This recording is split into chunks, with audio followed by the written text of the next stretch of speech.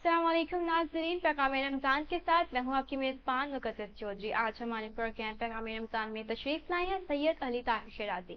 अस्सलाम वालेकुम, कैसे हैं आप? वालेकुम सलाम, अल्हम्दुलिल्लाह रब्बिल आलमीन। सबसे पहले तो आपको रमज़ान बहुत बहुत मुबारक हो। मुबारक आपको भी बहुत बहुत। जी, बहुत शुक्रिया। आप ये बताएं कि रमज़ान मुबारक के फ़ायदे क्या हैं? बिस्मिल्लाहिर रहमानिर रहीम।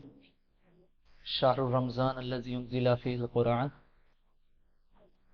रमज़ानुल मुबारक क्योंकि कुरान पाक के नज़ूल का महीना है, तो इस माह मुबारक में अल्लाह तबारक व तआला ने इंसान के लिए बेशुमार नेमात का एहतमाम किया है।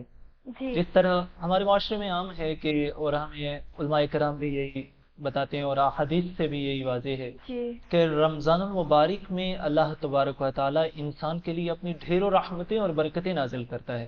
हम अपनी आम रूटीन की लाइफ को भी देखें तो आम रूटीन में हमारे जो दस्तरखान इतना वसी नहीं होता, लेकिन अल्लाह तबारक व तआला रमज़ान की बरकत से हमारा दस्तरखान भी वसी कर देता है। जी इतनी ढेर सारी नेमात हमें अता करता है।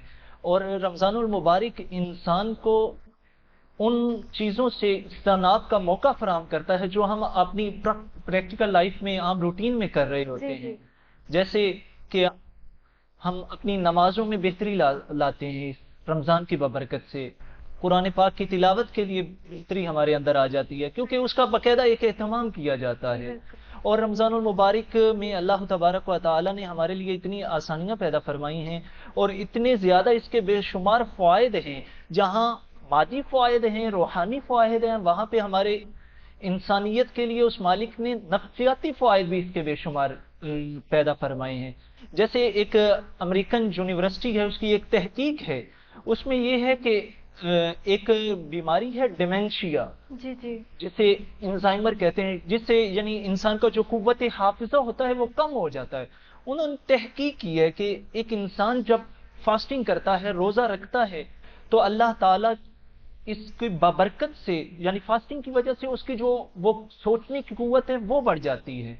और यहाँ यही नहीं, रोजा एक इबादत है। कुरान करीम और अहादीस से और कायनात के रसूल हजरत मोहम्मद मुस्तफ़ा सल्लल्लाहु अलैहि वसल्लम ने फरमाया कि रोजा एक इबादत है, लेकिन इबादत के लिए भी नीयत शर्त है। जी जी हम किस नीयत से उसे रख रहे हैं। और एक और जगह भी इरशाद होता है कि कायनात के रसूल मुअज़्ज़म फरमाते हैं कि रोजे की इतने ज्यादा फायदे हैं, इतने ज्यादा फायदे हैं, मादी व मानवी फायदे हैं, जिस्म की जितनी भी बीमारियां हैं, जितनी भी बीमारियां, और ये इस्लामी तहकीक भी है और साइंसदानों की तो तहकीक भी है कि जितनी भी बीमारियां हैं वो रोजे की वजह से अल्लाह इंसान से दूर फरमा देता है। जी जी रोज़ा हमारी लाइफ में कैसे असर रखता है?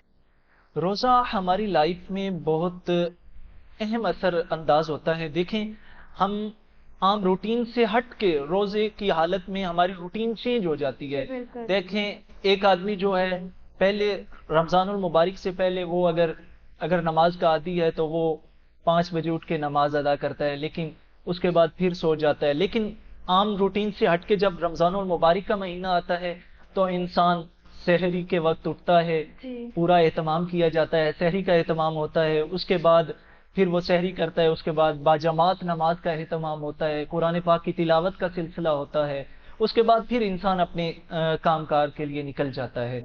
तो देखें, ये एक अजीब फर्क है कि माह सयाम में और आम दिनों में इंसान की टोटल रूटीन जो है चेंज हो जाती है। और इसी पे ही एक जो रोजा हमारे लिए नफसानी फायदा कैसे फराम करता है, एक साइंसदान है जिन 2016 में नोबेल प्राइज दिया गया था, फॉमी उनका नाम है, जापान के रहने वाले हैं। उन्हें सिर्फ इसी बात पे नोबेल प्राइज दिया गया था कि उन्होंने एक इलाज तजवीज किया था कैंसर का। वो क्या था कि उसमें भी यही फास्टिंग थी, कि रोजा रखना। उन्होंने तहकीक की थी कि 20 से 27 दिन तक एक इंसान जब रोजा रखता है तो उसके कैंसर की मर्ज जो है खत्म हो जाती है। ठीक है, उसमें ये है कि जब इंसान रोजा रखता है, सहरी करता है, रोजा रखता है और उसने कम से कम 12 से 14 घंटे तक वो फास्टिंग करता है, इंसान के अंदर एक ऐसे सेल्स होते हैं जिनको ग़िज़ा मिलती रहती है, लेकिन जब रोजे की हालत में होता है इंसान की बॉडी को, इंसान की बॉडी के सेल्स को वो जी ग़िज़ा नहीं मिलती। تو پھر وہ اپنی خوراک کو پورا کرنے کے لیے اپنے ایک دوسرے کو کھانا چاہیے، جمس جو ہوتے ہیں، ہاں ہاں ہاں، ان کو پورا کرنے کے لیے وہ جو ڈیڈ سیل ہوتے ہیں، ڈیڈ سیل یوز کر کے وہ اپنی پوری انرجی پوری کرتا ہے، جس کی وجہ سے ڈیڈ سیلز جن سے کینسر پیدا ہوا ہوتا ہے وہ فاسٹنگ کی وجہ سے ختم ہو جاتا ہے۔ جی بالکل۔ جیسے پہلے روزے فرض کیے گئے تھے ہم سے پہلے امت پہ، اللہ تعالیٰ نے کسی میں 3 ماہ کے 4 ماہ کے 24 آورس کے لیے روزہ تھا، لیکن ہماری امت رسول کو، ہماری امت جو ہم امت ہیں ہمارے پیارے نبی صلی اللہ محمد صلی اللہ علیہ وسلم کے، تو ان پہ صرف اور صرف 1 مہینہ کے روزے فرض ہیں، اور وہ بھی زیادہ 24 گھنٹے کے پورے دن کے نہیں ہیں، 13 گھنٹے 12 گھنٹے اتنے کا ہے، تو اس پہ آپ کیا کہنا چاہیں گے؟ یہ دیکھیں کہ جو پہلے انبیاء علیہ السلام تھے ان کی امتوں پہ 1 ماہ میں 3 روزے فرض کیے گئے تھے، کوئی اتنی زیادہ باؤنڈیشن نہیں تھی کہ آپ نے جن چیزوں سے اجتناب کرنا ہے، لیکن جب اسلام کا دور آیا اور کائنات کے رسول معظم نے ہم پہ روزے فرض کیے اور ہمیں پیغام دیا کہ اے ایمان والو آپ پہ روزے فرض کر دیے گئے ہیں جیسے آپ سے پہلی امتوں پر فرض کیے گئے تھے، تو اس وقت پہلی امتوں پہ صرف 3 روزے تھے اور امت محمدی پہ پے در پے جو ہیں 30 روزے تھے۔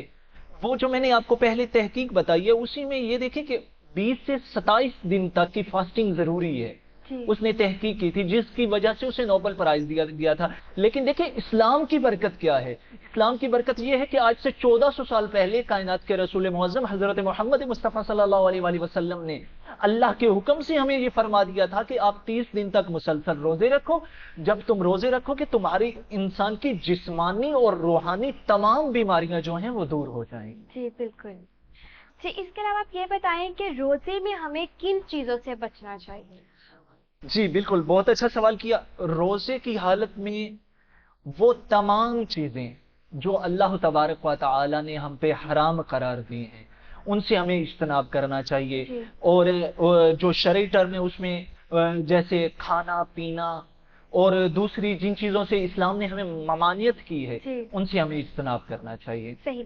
ولادت امام حسن کے سلسلہ میں ان کی جو حیات طیبہ ہے ان کے علاوہ ان کی فضیلت میں آپ کیا کہنا چاہیں گے؟ جی امام حسن علیہ السلام کی جو ولادت باسعادت ہے 15 رمضان المبارک کو ہوئی تھی، تو رمضان المبارک میں، اور جو یہ نواسے رسول جگر گوشے بطول امام حسن مجتبیٰ علیہ السلام ہیں، یہ وہ پہلے فرزند ہیں جو سورہ کوثر کی مکمل تفسیر بن کے کائنات میں آئے، انا اعطیناک الکوثر کی مکمل تفسیر بن کے یہ امام حسن علیہ السلام اس جہان میں ظہور پذیر ہوئے، اور جب پیدا ہوئے تو کائنات کے رسول نے انہیں اپنے ہاتھوں پہ اٹھایا، ان کو اپنا زبان چسوائی، ان کا نام بھی کائنات کے رسول نے خود معین کیا، اور اس سے پہلے عرب میں حسن نام موجود نہیں تھا، اور ان کی اتنی فضیلت ہے کہ کائنات کے رسول نے فرمایا ان الحسن والحسین سیدنا شباب اہل الجنہ، حسن اور حسین جنت کے جوانان،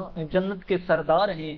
اور پھر کائنات کے رسول نے فرمایا کہ جب امام حسن علیہ السلام چھوٹی عمر تھی 3 یا 4 سال کی، تو کائنات کے رسول مسجد نبوی میں منبر پہ تشریف فرما تھے، تو سامنے سے امام حسن آئے، تو امام حسن علیہ السلام کو انہوں نے اپنے زانوں پہ بٹھایا اور زانوں پہ بٹھا کے ان کا بوسہ لیا اور زمانے کو بتایا کہ دنیا والوں دیکھ لو یہ میرا نواسہ حسن ہے، اور ان کا احترام دنیا والوں کو بتایا، اور ہمیں یہ پیغام دیا کائنات کے رسول نے کہ جب بھی تم جنت کی ضرورت ہو تو کہیں در بدر نہ جانا، حسنین کریمین کی دہلیز پہ آ جانا۔ صحیح، بہت شکریہ آپ کا، آپ ہمارے پروگرام میں تشریف لائے۔ تو ناظرین یہ تھا ہمارا آج کا پروگرام، ملتے ہیں اگلے پروگرام میں، تب تک کے لیے خدا حافظ۔